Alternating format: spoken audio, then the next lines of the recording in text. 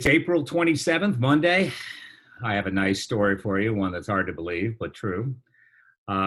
This story takes place almost 20 years ago to the month. The year's 2000, and York Swim Club, we had 9 kids at Olympic trials in Indianapolis. Greg and I were in Indianapolis.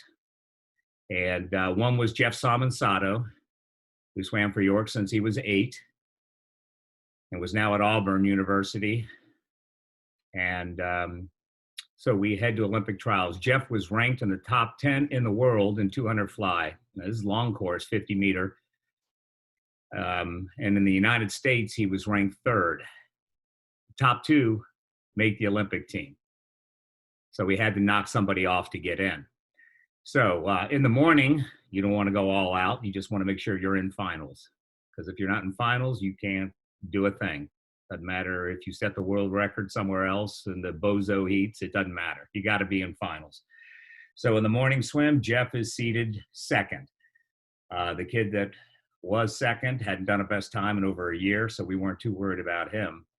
And the world record holder was a guy named Tom Malchow, so we knew he was going to probably take 1st. So all we had to do was get 2nd. At night, we're at finals, and there's only 2 of these left. Greg has one, and I have one framed. So it's finals at night. Jeff goes out like a maniac in the first 50. He's under the world record. At the 100, he's under the world record. At the 150, he's right on the world record, and on his way back, 50 to go, Tom Malchow starts to reel him in, as we knew he would, and Jeff starts to die like a dog. And we're just screaming, hang on, hang on. So he is coming in to the finish, and this kid that barely got into finals that night, he was 8th, seated last in lane number 8. And he's off the wall, the last wall, he's last.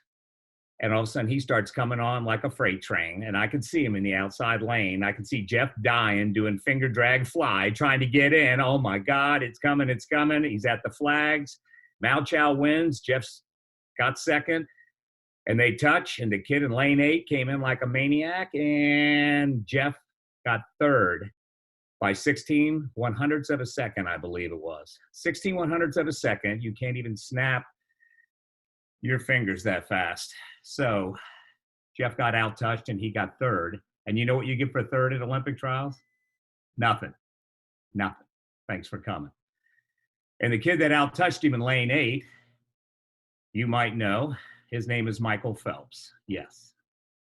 So Phelps takes 2nd and gets to go to his first Olympics. And I remember seeing him afterwards on the deck, telling him congratulations. And, I'm just like, and we had seen Phelps because he's from Baltimore, and, we're in Virginia. We had swam against him before, but he had the swim of his life. So every time after that, when I saw Michael Phelps, which I did many, many times at Speedo meetings and other events, he'd always say, Jeff Salmonsato, I put him in my book. And I'd say, thanks, man. Thanks a lot for putting him in your book. I'm sure he appreciates that. So that night we had dinner with Jeff and his mom and dad, Greg and I. And Jeff said, I just decided to go for it. Forget splits. I just decided I'm going all out, and if they can hunt me down, if anybody can, then so be it. And that's the story for today, almost 20 years ago at Olympic trials in Indianapolis. And every time they show, which they have constantly for all the remaining Olympics after 2000, they always show that event of Jeff coming in, trying to get in, and Phelps in lane 8 out touching him, and I have to relive it over and over, and I yell, come on, man, come on. Still, I yell, even though I know it won't make any difference. So there you go. Jeff didn't, he said, I'm not going another 4 years. I'm not doing that. So Jeff lives in Florida now, married, kids, and doing great.